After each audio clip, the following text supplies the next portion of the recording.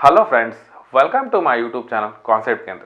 और आज की इस वीडियो में हम लोग पढ़ेंगे छत्तीसगढ़ का इतिहास। सीजीपीएससी में पहले पेपर में छत्तीसगढ़ से 50 क्वेश्चन आते हैं। उन 50 में से 8 से 10 क्वेश्चन छत्तीसगढ़ के इतिहास से आते हैं हर बार।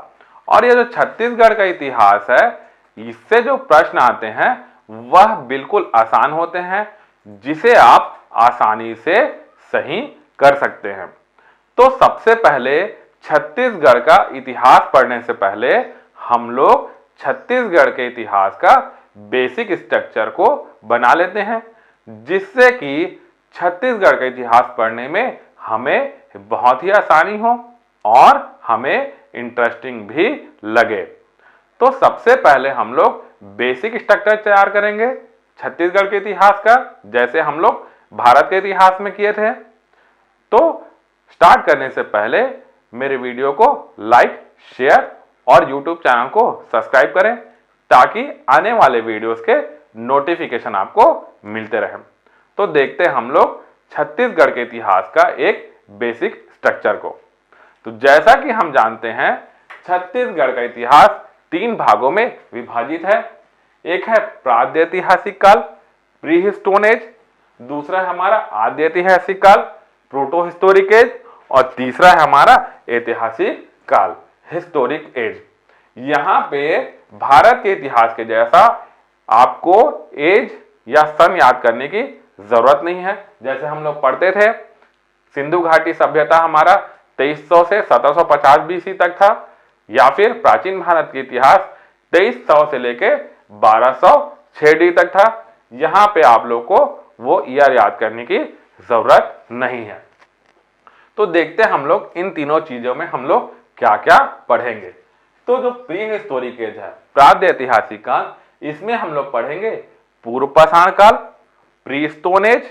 उसके बाद पढ़ेंगे हम लोग मध्य पाषाण काल, मिडिल स्टोन एज। उसके बाद हम लोग पढ़ेंगे उत्तर पाषाण काल, पोस्ट स्टोन एज। उसके बाद जो है हमारा नव पाषाण काल, न्यू स्टोन एज। ठीक है, ये हमारा छत्तीसगढ़ के हिस्ट्री में एक्स्ट्रा है। तो हम लोग इसमें क्या क्या पढ़ेंगे? पूर्व पाषाण काल, प्री स्टोन एज, दूसरा है हमारा मध्य पाषाण काल, मिडिल स्टोन एज, और तीसरा हमारा उत्तर पाषाण काल, पोस्ट स्टोन एज, और नव पाषाण काल, न्यू स्टोन एज। ये सारे चीजें हम लोग पढ़ेंगे प्राग्य ऐतिहासिक काल में। उसके बाद जो आता है आद्य ऐतिहासिक काल, इसकी जानकारी हमें भारत में सिंधु घाटी सभ्यता या हड़प्पा संस्कृति से मिलती है, और छत्तीसगढ़ में इसका कोई साक्ष्य नहीं मिला है, तो इसको हमें पढ़ने की जरूरत नहीं है। उसके बाद जो आता है वह आता है हमारा ऐतिहासिक काल, हिस्टोरिक एज। ठीक है, इसमें हम लोग क्या क्या पढ़ेंगे? रामायण काल को पढ़ेंगे पहला। उसके बाद आता है हमारा महाभारत काल। ठीक, उसके बाद आता है बौद्ध धर्म। उसके बाद आता है हमारा जैन धर्म, और उसके बाद आता है महाजनपद काल। इसके बाद हम लोग देखेंगे वंश लोग को। तो सबसे पहले आप लोग इसको नोट कर लें, ऐसा ही नोट्स अपने नोटबुक में बनाएंगे। फिर आगे हम लोग देखते हैं कि ऐतिहासिक काल में हम लोग कौन कौन से वंश को पढ़ेंगे। तो छत्तीसगढ़ में सबसे पहला जो वंश आया वह था मौर्य वंश। कौन सा था? मौर्य वंश। उसके बाद जो आया वो था सातवाहन वंश। ठीक है, सातवाहन। उसके बाद आए कुषाण वंश। ठीक, मौर्य वंश, सातवाहन वंश, कुषाण वंश। उसके बाद कौन से आए? तो मेघ वंश आए।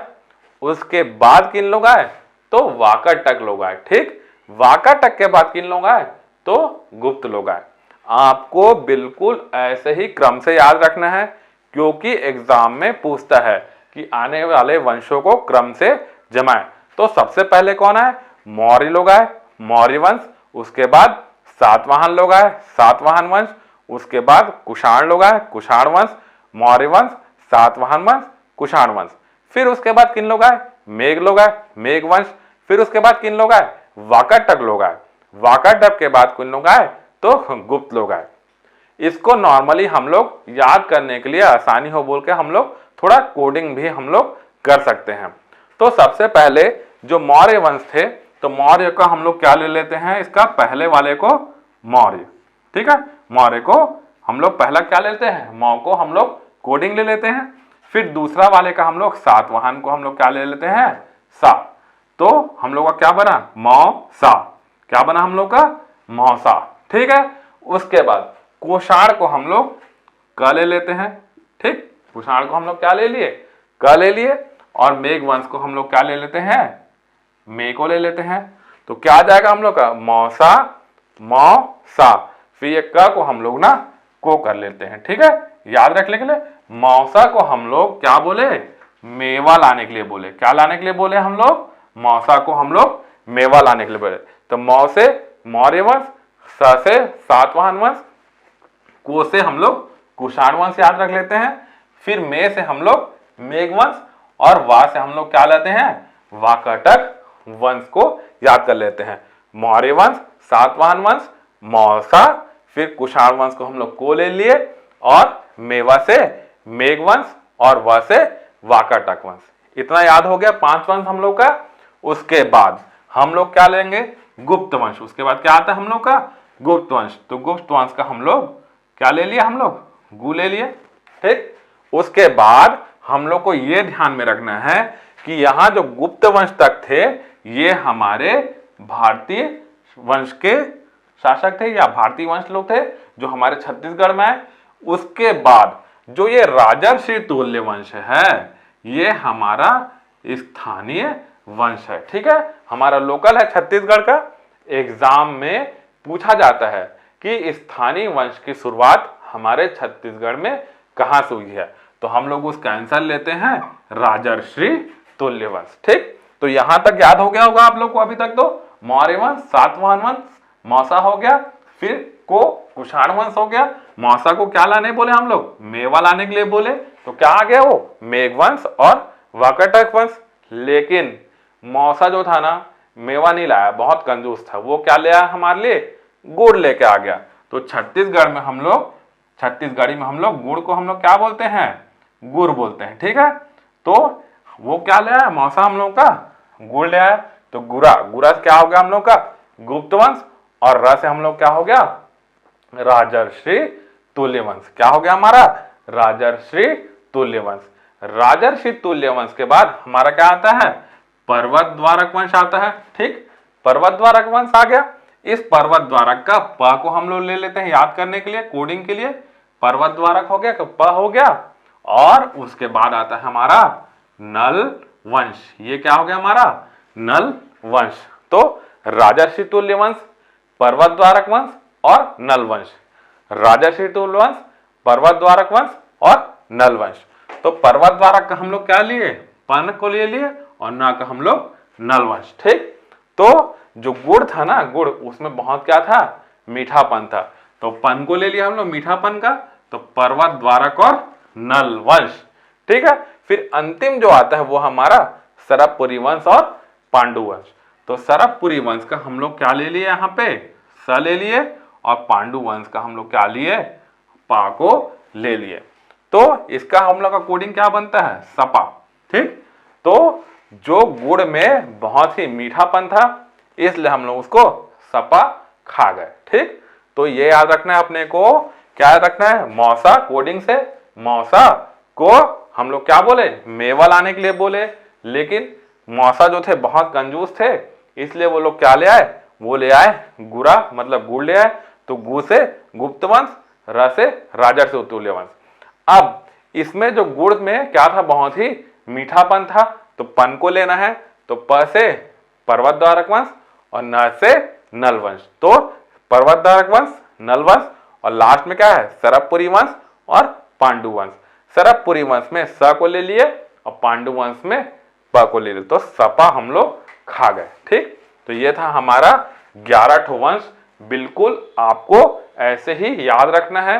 कैसे याद रखना है, मौर्य वंश, सातवाहन वंश, कुषाण वंश, मेघवंश, वाकाटक वंश, ठीक है, सॉरी मौसा, मेवा, गुरा हो गया, ठीक है, गुप्त वंश हो गया। फिर उसके बाद आएगा हमारा राजर्षि तुल वंश हो गया। फिर उसके बाद आएगा पर्वतद्वारक वंश, उसके बाद आएगा नल वंश, नल वंश के बाद आएगा सरबपुरी वंश, सरबपुरी वंश के बाद आएगा हमारा पांडु वंश। तो ये थे हमारे 11 वंश। इसके बाद और क्या पढ़ना है हम लोग को छत्तीसगढ़ के इतिहास में, उसको भी हम लोग देख लेते हैं। और हम लोग इसमें पढ़ेंगे बाण वंश को पढ़ेंगे, और क्या पढ़ेंगे हम लोग, फणी नागवंश को पढ़ेंगे, और उसके बाद हम लोग छिंदक नागवंश को पढ़ेंगे। ये तीनों को हम लोग एक साथ पढ़ेंगे, बाण वंश, फणी नागवंश और छिंदक वंश। ये तीनों को हम लोग एक साथ पढ़ेंगे। उसके बाद हम लोग पढ़ेंगे कलचुरी वंश, जो कि बहुत इंपॉर्टेंट है। यहां से क्वेश्चन आना ही आना है, इसके बिना क्वेश्चन पेपर सीजीपीएससी का कभी नहीं बनता। मतलब कि यहां से आना ही आना है हम लोग का क्वेश्चन, ठीक है, कलचुरी वंश में। उसके बाद हम लोग पढ़ेंगे काकतीय वंश, ये भी बहुत इंपॉर्टेंट है। इसमें सारे विद्रोह को ही पढ़ेंगे, विद्रोह से क्वेश्चन आना ही आना है, इसके बिना भी क्वेश्चन पेपर अधूरा है सीजीपीएससी का। उसके बाद हम लोग पढ़ेंगे मराठा शासन को, जो कि हम लोग का मध्यकालीन इतिहास में आता है। उसके बाद हम लोग पढ़ेंगे ब्रिटिश शासन को, ठीक है, 1857 से लेके 1947, जो कि हमारे छत्तीसगढ़ का आधुनिक इतिहास है। तो ये थे दोस्तों सारे हम लोग के बेसिक स्ट्रक्चर है छत्तीसगढ़ का इतिहास से। इसको आप नोट्स में बना के रख लीजिए। अगले वीडियो में हम लोग प्रागैतिहासिक काल से स्टार्ट करेंगे, जिसमें हम लोग पढ़ेंगे पूर्व पाषाण काल, मध्य पाषाण काल, उत्तर पाषाण काल और नव पाषाण काल को। तो मेरे वीडियो को प्लीज लाइक, शेयर और यूट्यूब चैनल को सब्सक्राइब करें, ताकि आने वाले वीडियोस के नोटिफिकेशन आपको मिलते रहे। Thank you.